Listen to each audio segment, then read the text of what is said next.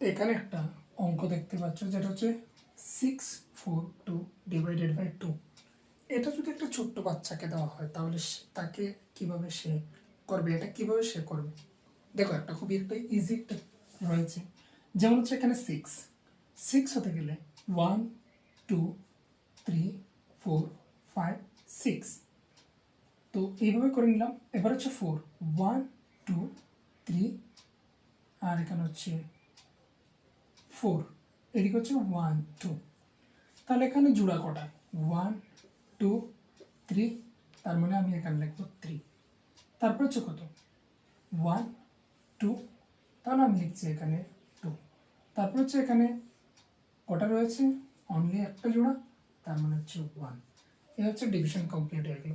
এটা হচ্ছে ছোট্ট বাচ্চাদের জন্য, এই হচ্ছে একটা ট্রিক, ওদেরকে ইজিলি শেখানোর জন্য একটা পদ্ধতি। এরকম যদি আরও ডিভিশনের ম্যাথগুলোর প্রয়োজন হয় তাহলে অবশ্যই জানাবে, আর আমি সেটা এইভাবে দেখিয়ে দিয়ে দেবো।